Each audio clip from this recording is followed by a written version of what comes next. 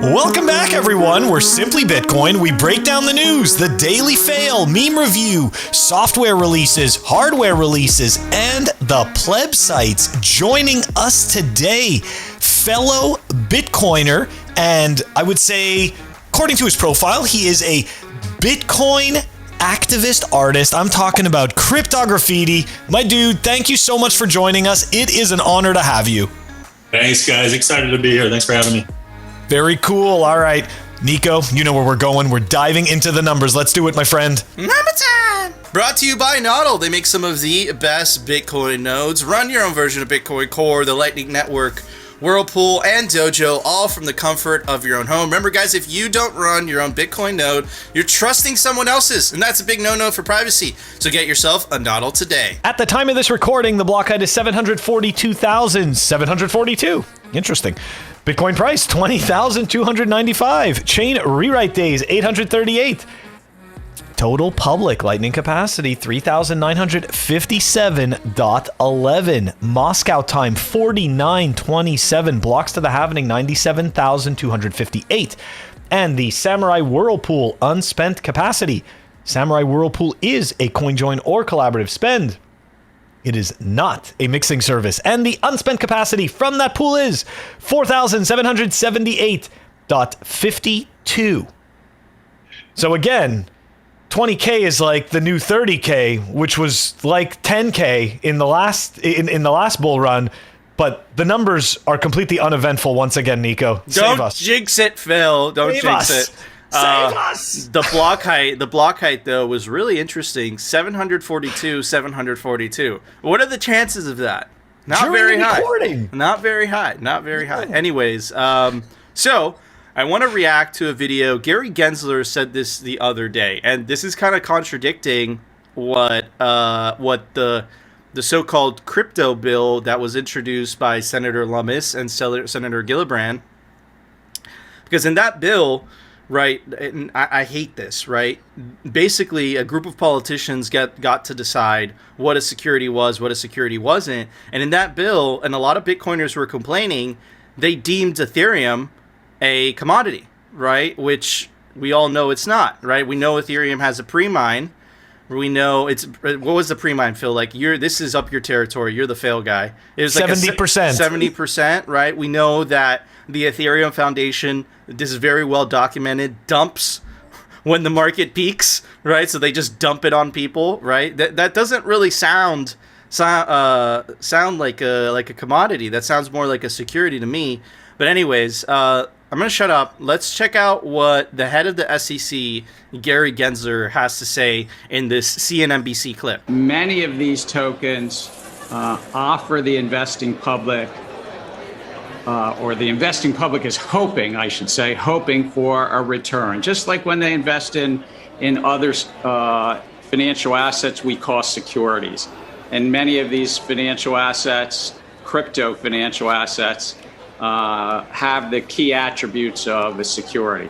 So some of them, they're under the Securities and Exchange Commission. Some, like Bitcoin, and that's the only one, Jim, I'm going to say, because I'm not going to talk about any one of these tokens, but sure, my predecessors and others have said they're a commodity. Many of these tokens.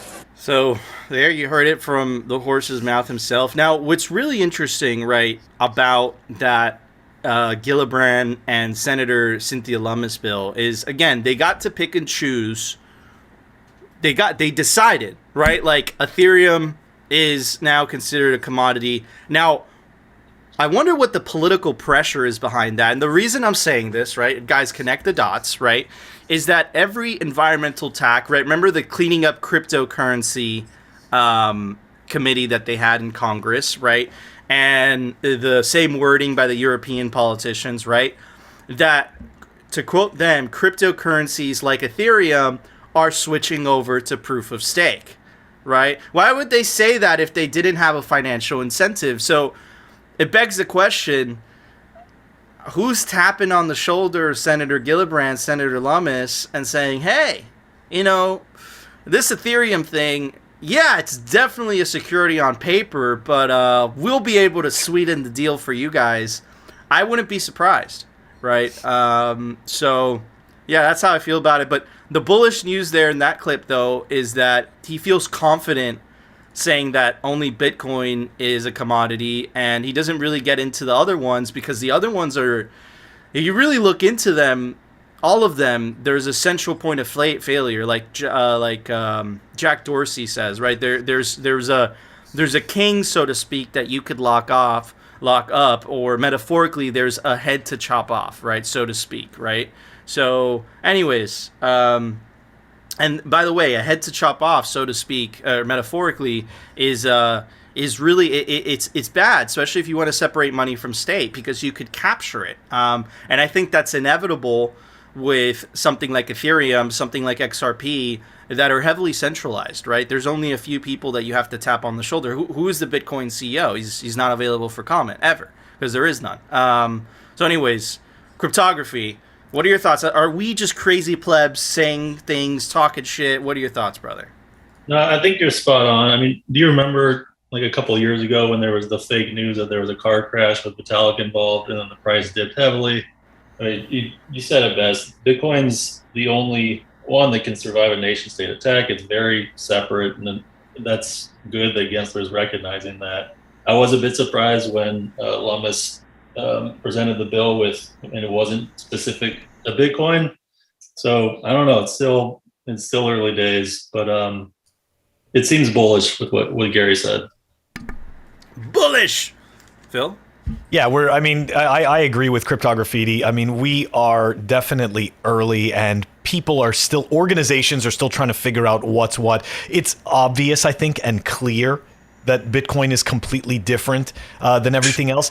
I did want to add to a previous point that we were talking about, right? There was, as Gary Gensler pointed out, there was an expectation of value with Ethereum. And there was actually even a video with Joe Lubin and Vitalik where they were actually discussing that if you would purchase it, that there would most likely be an increase in value. So that is, that's obviously shady. And I just wanted to add to this because Mr. Robot shared this tweet with us today, and I thought that it was absolutely hilarious, right? This is actually a tweet from at Orion_cost, AJ Nobody, fellow Bitcoiner, and here we go. This is pretty funny. Look at this tweet from Vitalik, right? It's, our legal team is in overdrive to figure out how we can come into compliance with the SEC without paying massive fines and disclosing the exact size of our pre-mine. Interesting. So is it possible that it's a little more than 70%? Why are they so worried? Shouldn't even matter, right? If it's not a security, I mean, who cares? But it is. Anyways, this like everything is good for ETH. Lock up some more. The road to compliance.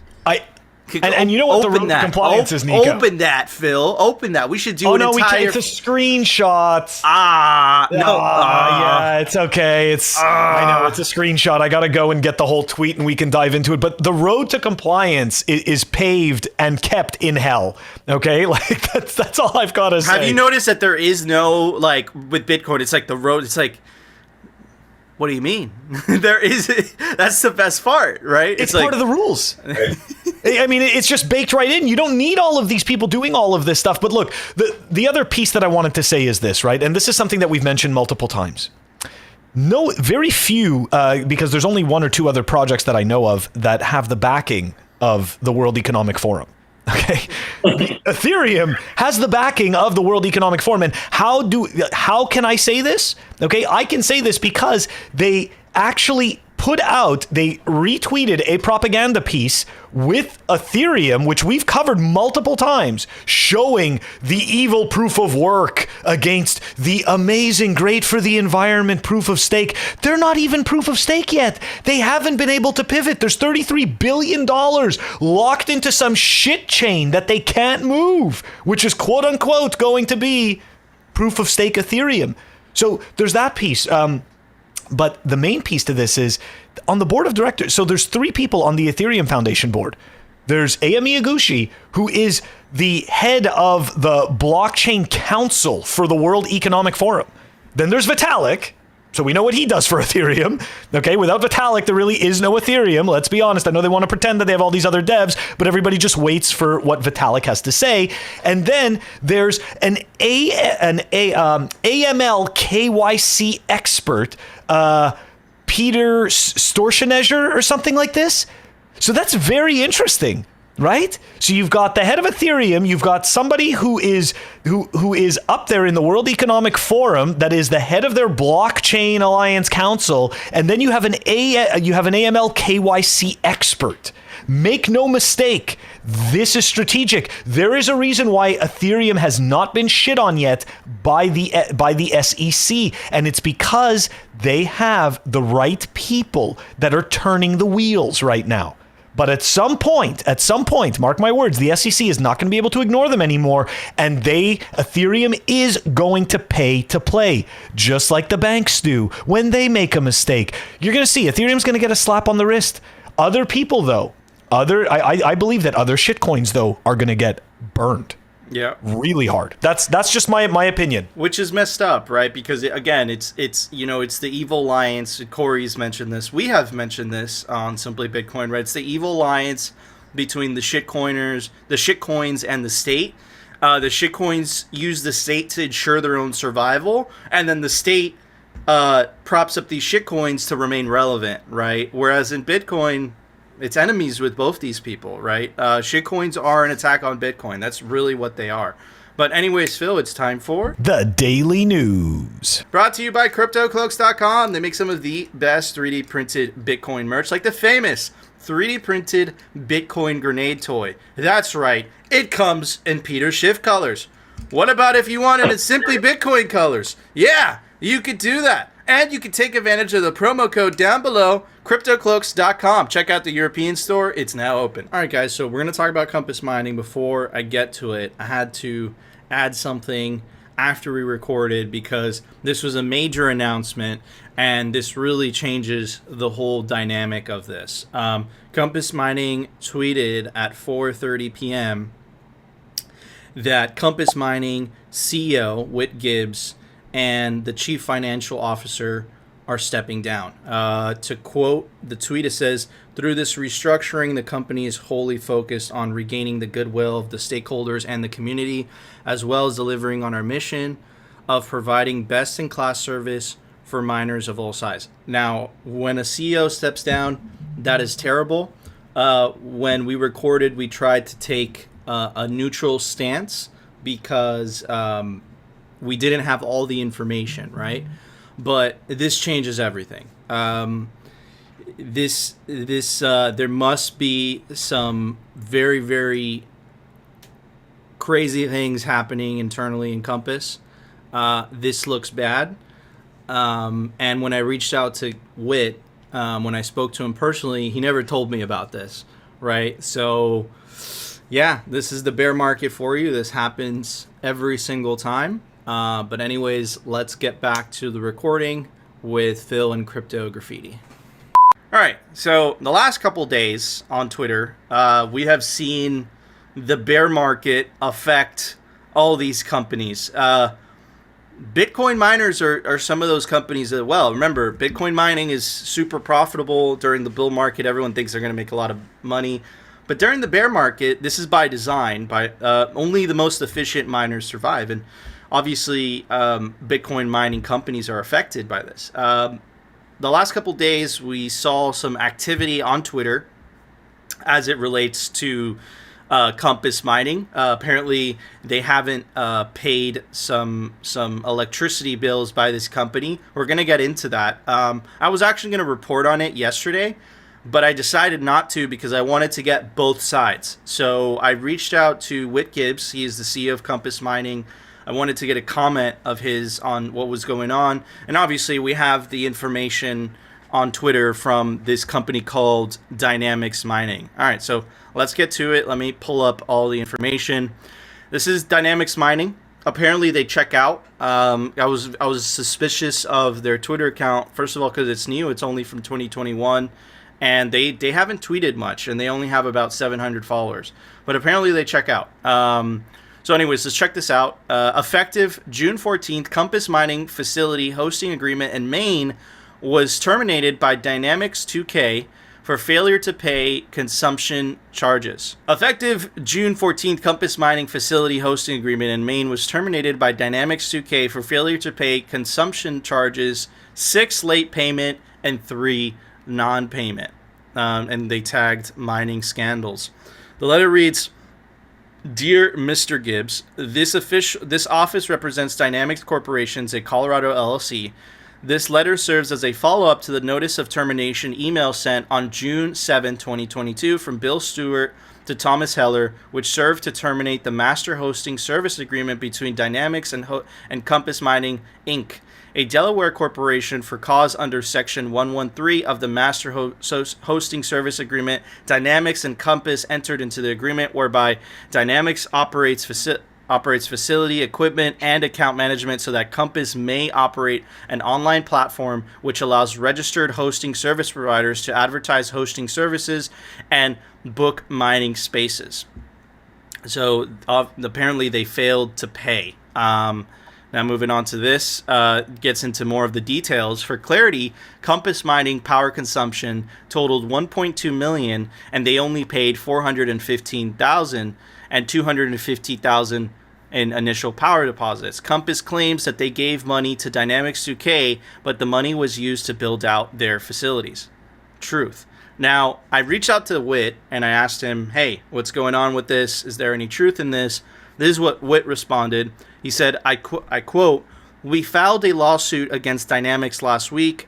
There were a few articles published about it with details of the suit. I can't comment on the situation since it's ongoing, but if you have a look at the suit and those articles, it paints a clear picture of what's what." So I did that. I did a little bit of research. This is Law 360. And it talks about that lawsuit. So anyways, let's get to it. Cryptocurrency mining company Compass has sued its facility provider in Delaware Shawnee Court, arguing that its hosting company is holding equipment hostage and hasn't been maintaining the facilities properly.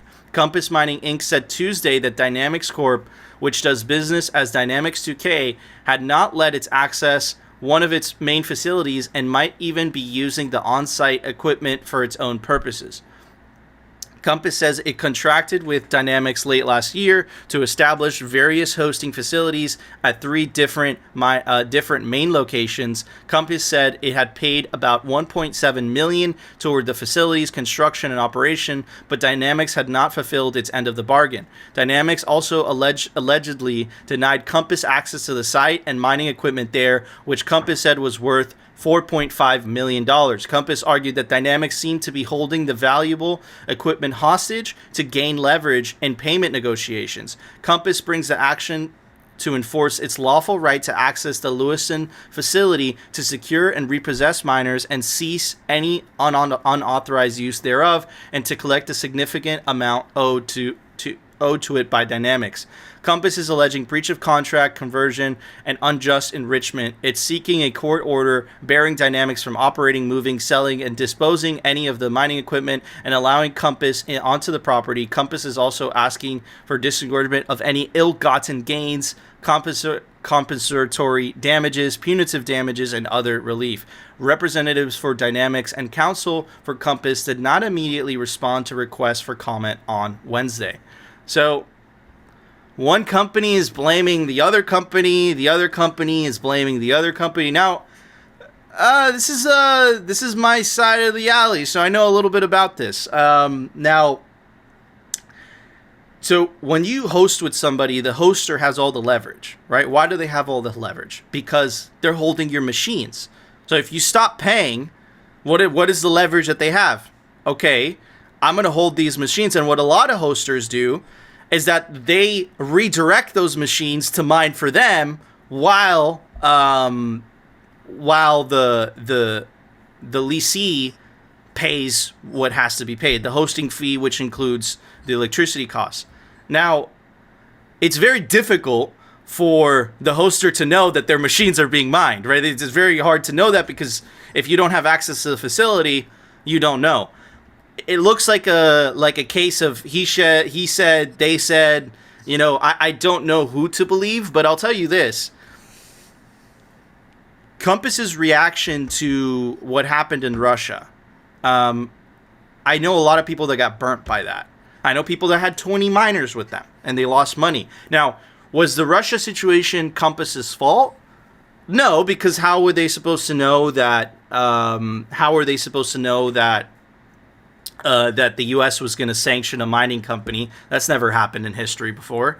But here's the thing, right? And this is how I've been doing it at Bitvault, and the reason that I haven't been able to grow as fast as Compass Mining is because we own our facilities. We own them. We don't outsource that work to somebody else, right? And this is the risk that happens when you outsource that responsibility. So, did you know that when you were hosting with Compass, you were using a third party? It was that said in the statement? Did you agree to that? Why didn't you just host with the third party directly? So it looks like they're a facilitator, but they're kind of not a facilitator because they are paying for it. Why didn't they build it out themselves? Just questions to ask there. And now I kind of want to say a bit about the whole hosting thing. Look, same as not your Bitcoin. If you don't have the private keys to your Bitcoin, it's not your Bitcoin. If you don't have physical access to your miner and you're not mining it yourself, it's not really your miner. At the end of the day, you are trusting somebody else. Now, some people want to take that. Some people want to take that because they live in a country that has very expensive electricity and they want exposure to mining Bitcoin. But you do have to understand the risk. It's like leaving your Bitcoin on an exchange. You are trusting the exchange to play by the rules, and because it's not your facility, it's not really your miner. Like, yeah, you might own it on paper, but as we saw with the situation in Russia, it's on paper as long as the government says it's yours on paper. But as soon as the government says it's not yours on paper, you're screwed, right? So yeah, there's a lot of risks there. Let's see how this develops. This doesn't surprise me.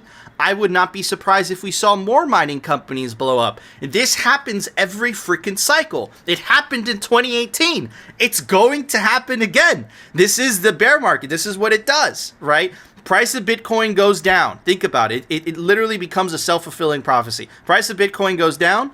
The cost of the miner goes down, right? Everything goes down with it, right? So if you invested in a miner or you borrowed money to invest in a miner and now you use the miner, which we covered in the Bloomberg article in the episode on Monday, and your collateral was the miner itself, but the price of Bitcoin went down, meaning it's less profitable to mine Bitcoin, meaning the miner is the value of the miner goes down, the collateral goes down, everyone gets screwed, right? So what we're seeing here is just completely normal. This happens every cycle.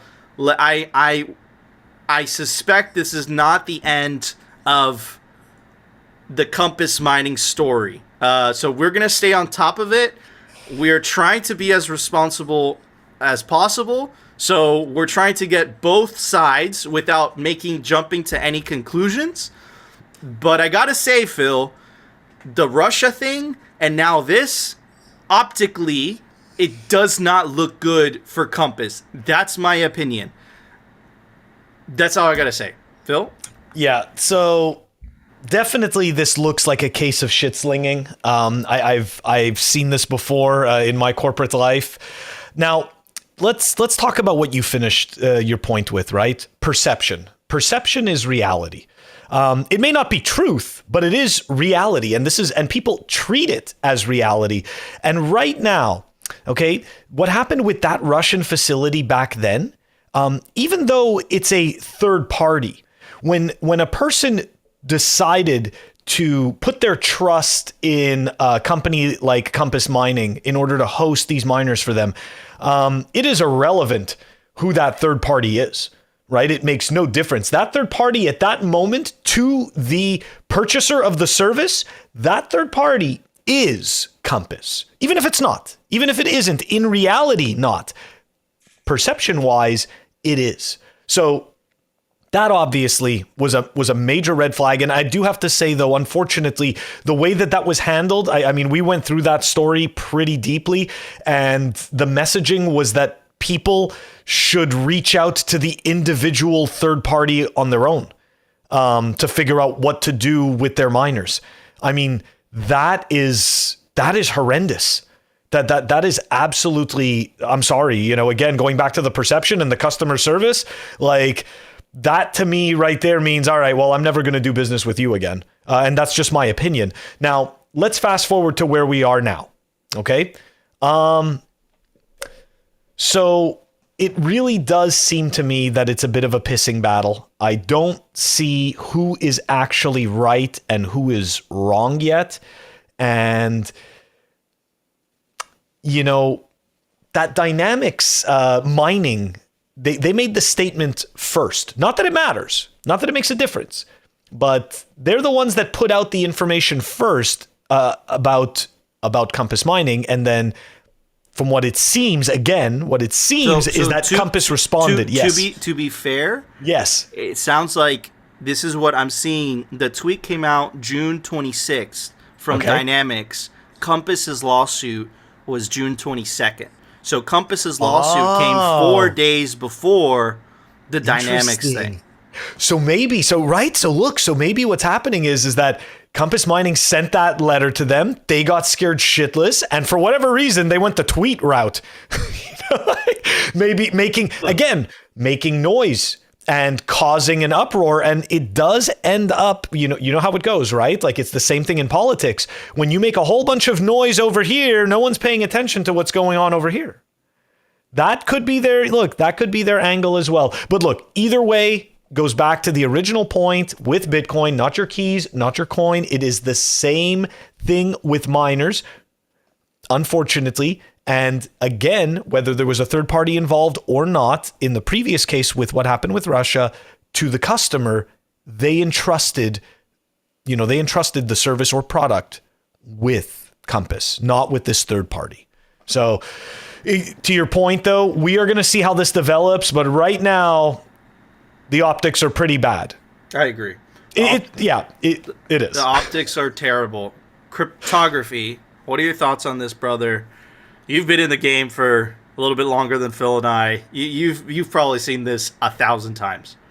Yeah, I mean, for them to just be going to Twitter to air it out, it's probably a lot worse than we're even seeing right now, and going to turn into an epic shit show, if I had to guess.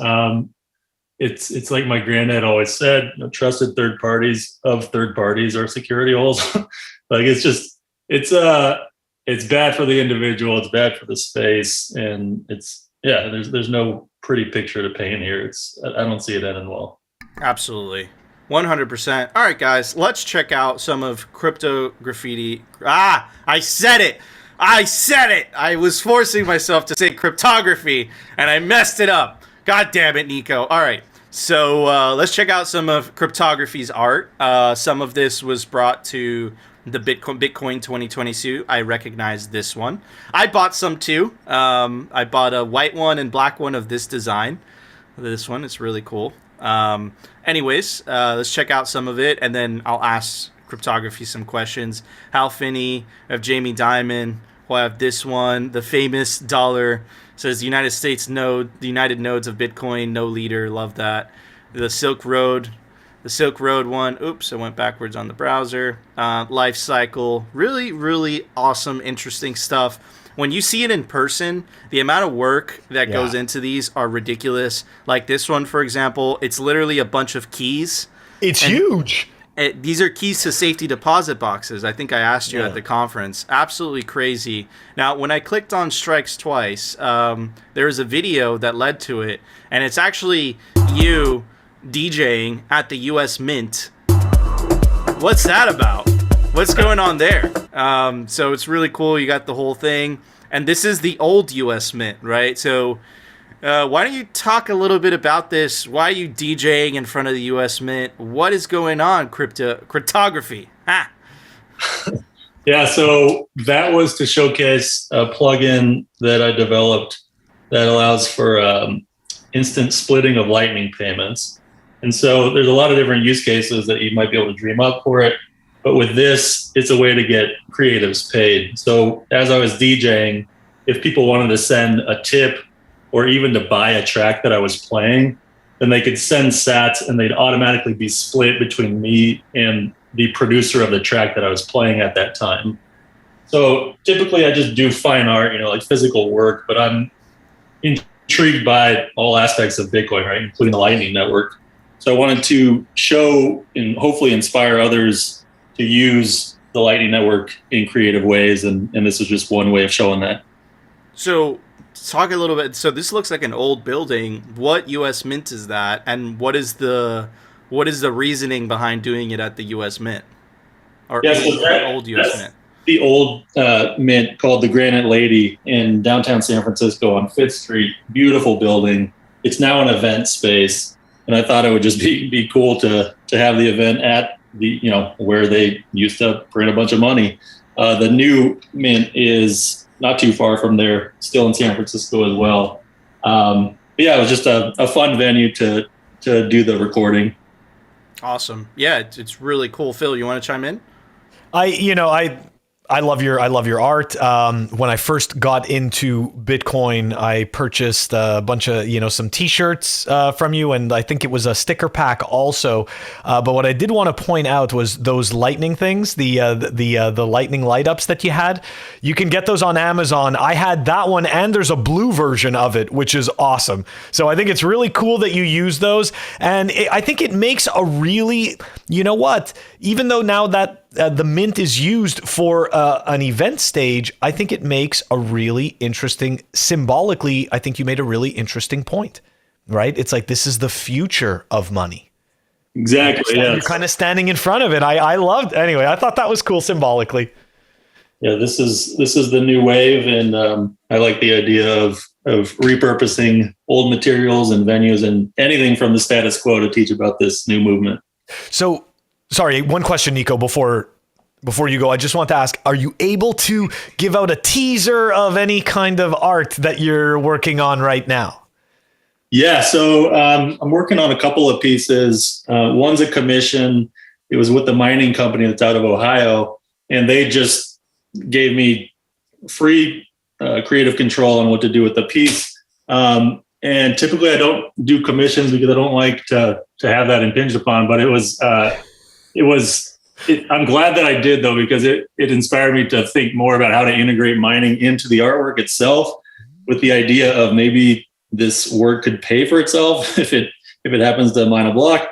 So coming soon, there will be some physical artwork where embedded within the wood panel is an S9 that allows you to plug it in and mine Bitcoin. So stoked to have that out soon. It's been a kind of a long time coming for getting all the equipment together and the different pieces, but should be in the next, I would say, month or so. Wow. I'm really looking forward to how that looks. That sounds really, really interesting. Phil? I was just going to say, I'm like, Bitcoin art, that it's like proof of work.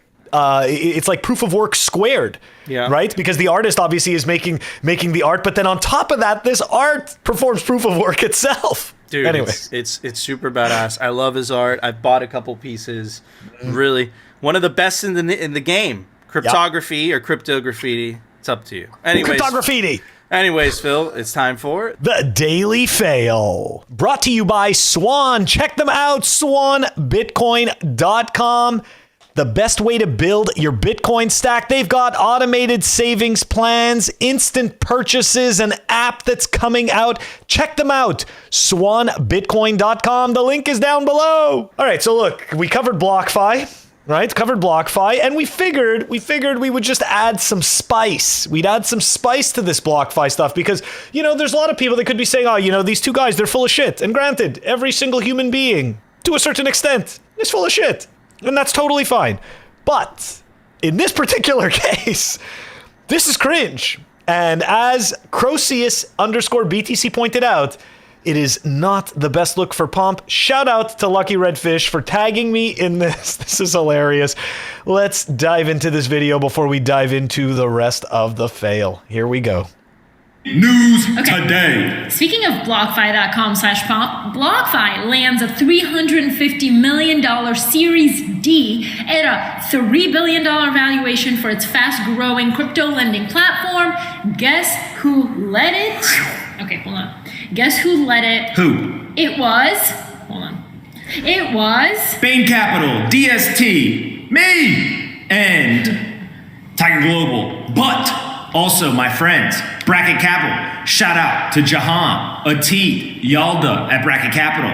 Morgan Creek Digital also participating. Mark Yusko, Jason Williams, what up? And many others like Susquehanna and Ballard Ventures. I participated James and Drew. in spirit.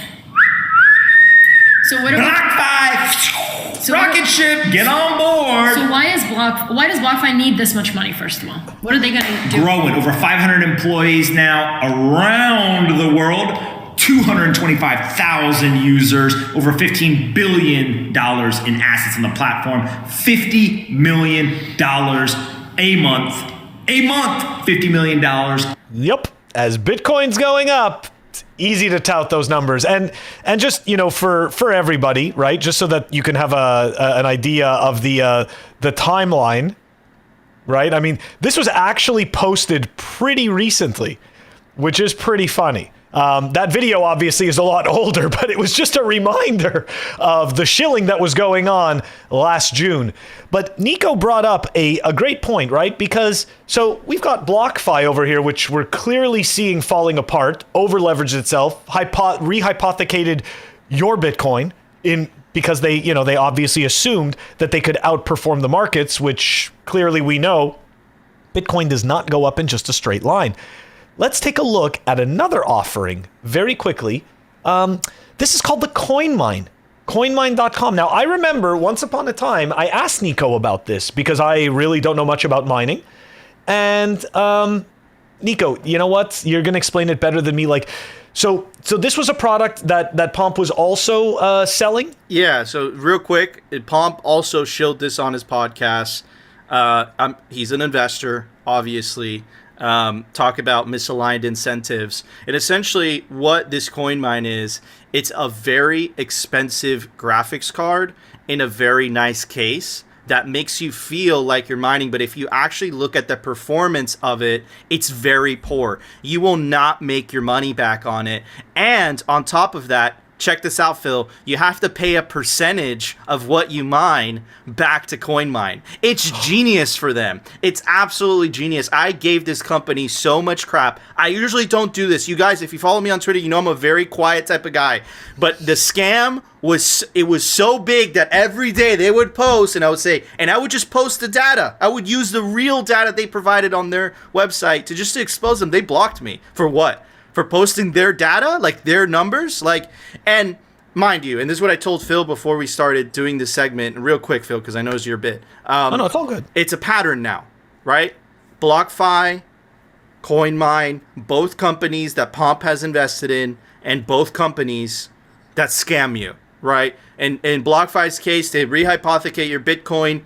They even wrote on their own website saying how that's not a problem. And now they have to raise $250 million from Sam Bankman-Fried, the CEO of FTX. It freaked out Pomp so much that now he's looking into bailing out BlockFi too. And then this other company that literally steals your money so that they can mine themselves, CoinMine, this is disgusting. Corey tweeted this out the other day, and I completely agree. Your sponsors are your partners, okay? You pick up a sponsor. We're very, very we choose our sponsors diligently on this show. We stick to Bitcoin-only companies.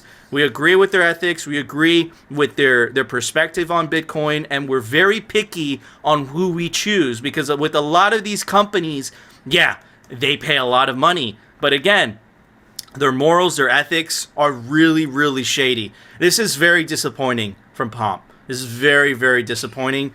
But again, it's not surprising, dude. And honestly, it reminds me a lot of fiat culture. This is fiat culture, dude. This is not Bitcoin. Anyways, so my 2 cents.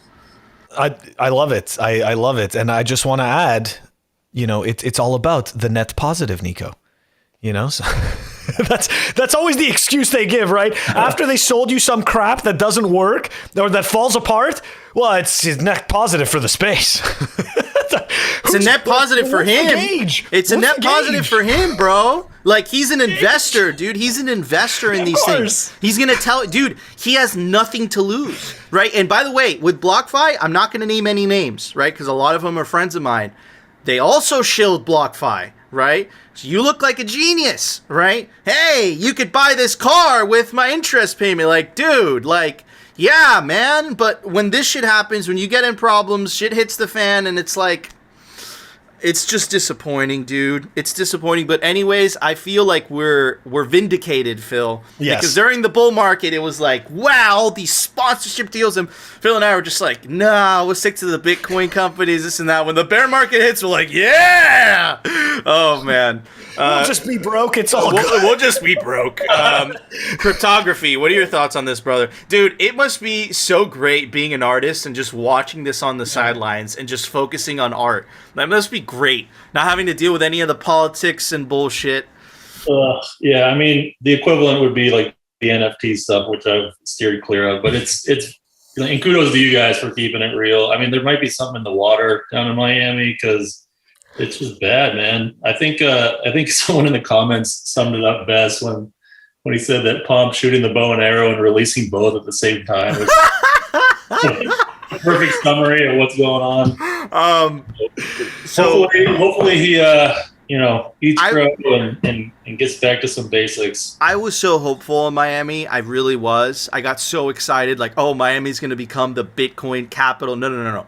Miami became the shitcoin capital of the world. It's like Miami coin. The Lambos were already here. Like, oh man. The bull at the convention center had no balls. Like, that says it all. Yeah, man. It's crypto, baby. So that's what Miami's all about. Fucking bullshit. I apologize for Miami. Anyways, all Phil, right.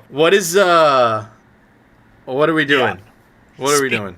Speaking of BS, let's take a look. Now, we're not actually dumping on Christine Lagarde, but I just wanted to preface this segment with a couple of comments. Just a couple of comments. All right? So this is, obviously this is an article of Christine, talking about crypto being worth nothing, but let's be honest, people like her are not really worried about the shitcoins because they can control them. Really, what she's worried about is Bitcoin. So anyways, just starting this off quickly before we dive in. Crypto/Bitcoin is based on nothing. There's no underlying asset to act as an anchor of safety. Keep in mind, there's no anchor of safety with fiat either. It's completely backed by violence and bull. Yes, sir. I read an article yesterday. The Chinese Communist Party said the exact same thing. No when way. The head of a central bank and the Chinese Communist Party are saying the same thing about Bitcoin, that is ultra bullish. That's what I gotta say. I totally agree. Oh, sorry, cryptography. Did you want to jump in? No, just that coordinated effort. It's always funny when that happens. But wait, there's more.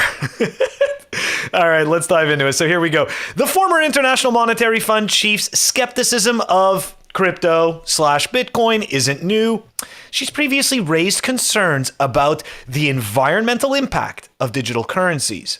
And this is the best part, as well as their potential use in money laundering and sanctions evasion. That's right. The current system we have right now is the most sophisticated. I'm talking about the fiat system. It is the most sophisticated, best system ever conceived to stop money laundering. It stops it in its tracks. No one has been able to launder money through the traditional banking rails since this has been implemented, says Phil.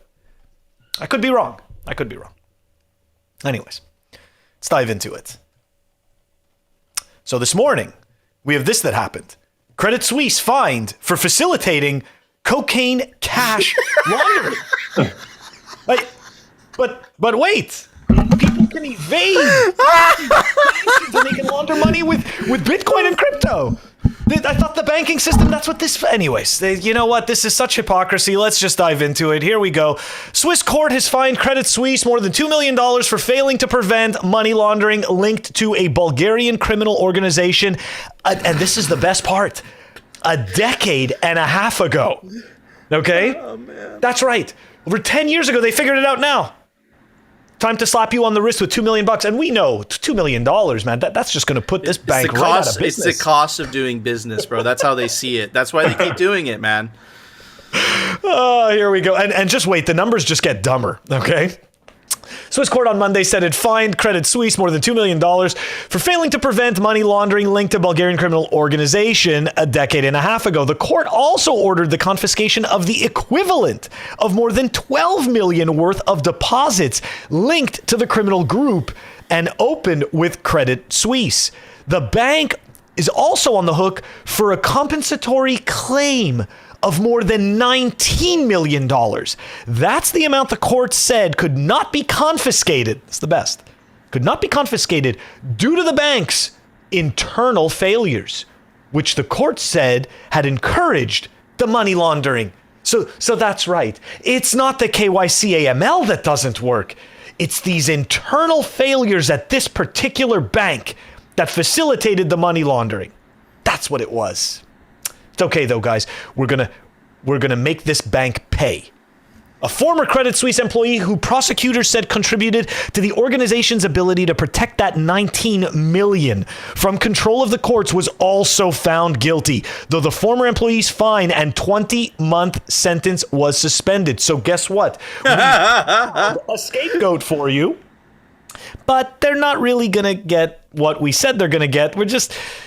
Again, we're watching a show and we're watching actors, and these actors are playing their part, right? It gives the perception of a system that, hey, we're watching out for your best interests and we're making sure that people are being held accountable. The Swiss Attorney General's office noted that 2 top-level athletes in Bulgaria after the fall of communism, that sounds like a while ago.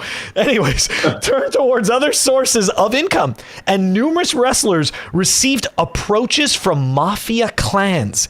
One unidentified wrestler aimed to cash in by trafficking tons of coke through mules from South America to Europe by air and sea, and then laundering the profits. Wow, that is pretty good. The bank, but guys, have no fear. The bank launched a new strategy late last year after a string of setbacks dented its reputation. Okay?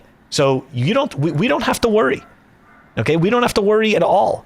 So just another angle on this piece, okay? Because again, the institutions want to make sure that you understand this is not a KYC AML failure, okay? This is very specific to the bank. These deficiencies enabled the withdrawal of the criminal organization's assets, which was the basis for the conviction of the bank's former employee for qualified money laundering. Now, I got to tell you, this is where I kind of brain farted. What exactly is qualified money laundering versus unqualified money laundering? I have to admit, I am completely confused because to my knowledge, all money laundering is the same. So I just think that this is complete nonsense and BS. And guys, this goes back to what we said before. This is the typical rules for the not for me type of scenario. Right? Like, this is just so nuts. And guys, it's pay to play. Here you go. Slaps on the wrist. Everybody saw that we made you pay your part. Guys, this is why we need Bitcoin. This is the type of stuff that Bitcoin fixes. We've got a convicted felon that's running that was running the IMF, right? It was Christine Lagarde. Okay, we've got banks that pay to play, and we are talking minuscule fines compared to the billions of dollars they take in every year. This is a scam. All we are watching is a show. Yeah. Anyways. No, you hit the nail on the head, dude. It's rules for thee and not for me. Like, look, the little guy, money laundering bad. The big guy, it's okay. You get a fine. No big deal. Like the hypocrisy. And it's funny because you mentioned that part and I started noticing a pattern, right? Where it was a slap on the wrist. We suspended the jail sentence. You know what other jail sentence was suspended? Christine Lagarde. Christine Lagarde was the head of the IMF and the European Central Bank. She was caught in a financial crime, which you, the peasant, the pleb, the deplorable, you would have to go to prison for. No, but she's a banker. She's special, right? So the hypocrisy from these people, the evil from these people, and the elite, like it's like they think they're better than you. Like they don't. Oh, it's okay. We could money laundering, but the peasants, nah. That's they can't do that. They can't do that, Phil. They can't do. They're too important, Nico. It's no. They're very important for society. It's true. It's true. They all know Klaus. Come on. Anyways, cryptography. Are we a bunch of crazy plebs? It'd be one thing if it was a rare occasion, but it seems like there's so many of these stories that are out there. You remember the one from a few years ago when JP Morgan owned the ship that was busted with 20 tons of cocaine on board? Why haven't we heard about that anymore? Right. It's due for a follow-up. It's ridiculous. Like you said, rules for thee, but not for me. It's crazy. It's totally ridiculous. Remember the HSBC? They were money laundering for Mexican drug cartels. There was the UK bank 2 months ago. I'm totally forgetting what they're... Guy, we've covered all of them. Dude, but thank you for reminding us about the JP Morgan boat. And none of them go to jail. It's a fine. Try doing that. But remember, we guys, go to jail, my dude. Bitcoin is the problem, right? It's like, dude, like all the money laundering happens in the fiat system. But because they can't control Bitcoin, they're using that as ammunition, just as the environmental stuff. Just same thing, right? It's bad for the environment. Money laundering.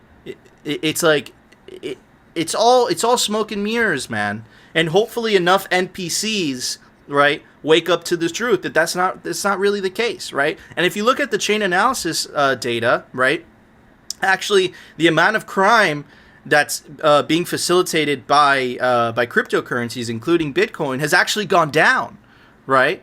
So again, why is that? Like, think about it. Like, just use common sense. Fiat cash is untraceable. A blockchain, a public ledger, it's always going to be there for the end of time, right? Think about it. Use untraceable cash or a public ledger that's going to be there to the end of time. I don't know. Anyways, Phil, there was an open source software. No, it was a website by Oh, no, there was an announcement by our friends at Bitcoin Magazine. Why don't you tell everybody about it? It's the meme review. Oh. It's time for the Daily Meme Review. Brought to you by Citadel 21. They make the best Bitcoin cultural zine. It's stories, articles, comics by actual Bitcoiners. This is the artwork for Volume 10. This is the artwork for Volume 11. And this is the artwork for Volume 2. Volume 2 is almost sold out because there's only 1,000 physical copies made per volume. Get your prints of Citadel 21 today before they run out. All right, everybody, welcome to the Daily Bitcoin Meme Review. We review Bitcoin memes. All right, let's get to it. First one by Lelani. You have to admit, the resemblance is uncanny. That's hilarious. And this is Boris, the Prime Minister of the UK, and Justin Fascist Trudeau. All right, moving on. By Fed Disrespect Rebecca. Now, there's a picture that went online. I don't know what idea they thought, but it was a bunch of world leaders taking a picture together in front of a fence. Like, it was very strange. And then here's... It was part of the G7, I think. Oh, here's the original picture, right? Or the WE. Right, so it's all... Look, it's the president of France. I think this is a Japan guy. I think this is a Germany guy. The UK, Canada, and yeah, the puppets. It's so true, man. The puppets to the bankers. They really are. Okay, here's Labrahodl. Keep it simple. Me, my 5-year dollar cost average in Bitcoin. Look how far I climbed, and I'm not even tired. This is genius, Labrahodl. Wow. Really so well good. Done. So good. It's true. Look, hodling is hard on the mind, but the actual actions that it takes is very easy. All you got to do is dollar cost average on swanbitcoin.com, put it into cold storage, and forget about it. Anyways, here is Jose by Honk Hogan. Hyper Bitcoinization, everybody. That's hilarious. RD _ BTC. It works. I'll show you. Normies, I just don't get this Bitcoin thing. It'll never work. Me, I'll send you some. Normies, you will? All right. Very well done. That is the most efficient way of orange pilling people. Send them a little bit of Bitcoin. They forget about it, right? So they check years later, like, oh my God. All right, here it is. Inflation is transitory. Federal Reserve, the United States of America. The fuck it is, bro. What the fuck? This is great. I like the lightning effects and the fire. Very good. Yeah. You put a lot of work into this meme, brother. I appreciate you. All right. Last but not least, by the legendary Sean Harris. Let's check it out.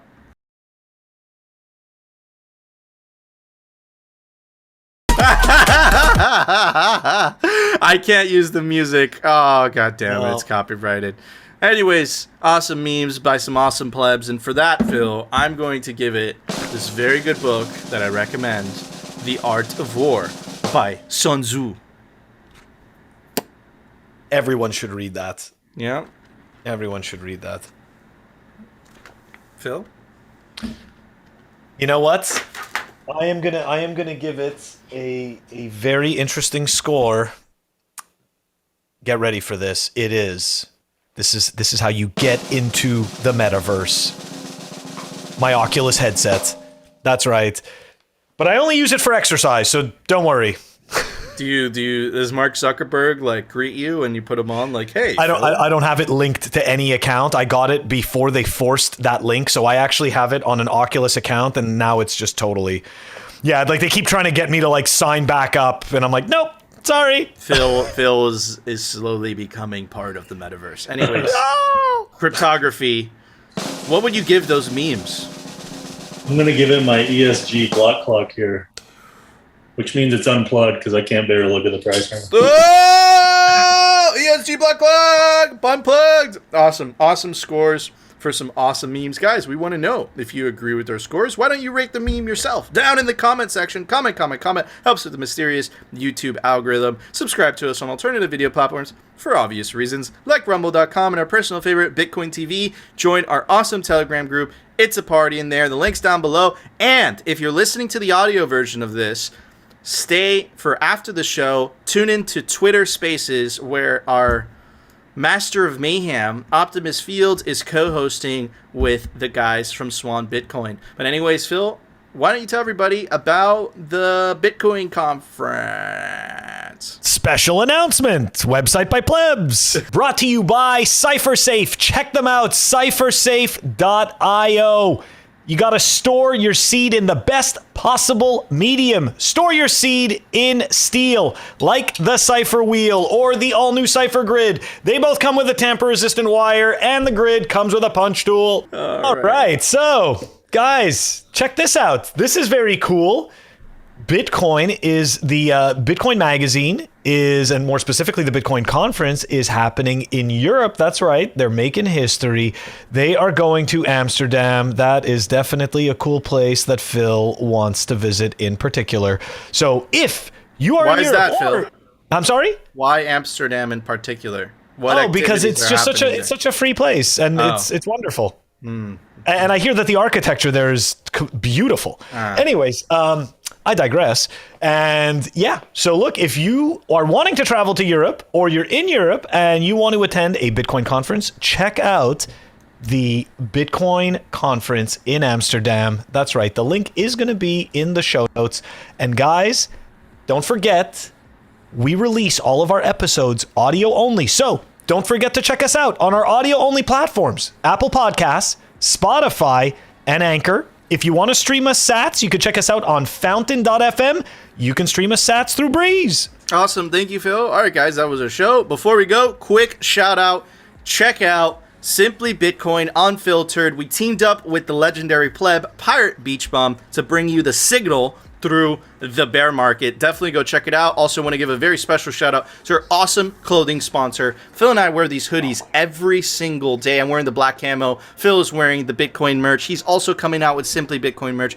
It's comfortable. It's stylish. Take advantage of the promo code down below to get 10% off. Represent LTD.com. I also want to give a very special shout out to our awesome guest, the legendary Bitcoin activist artist, Crypto Graffiti, also known as Cryptography. You go check out his website, cryptography.com. We will link it down below. Guys, if you enjoyed the show, You know what to do. Smash that like button. Smash it. And of course, you want to continue hearing the Bitcoin memes, the fails, the news, all of it, whole 9 yards.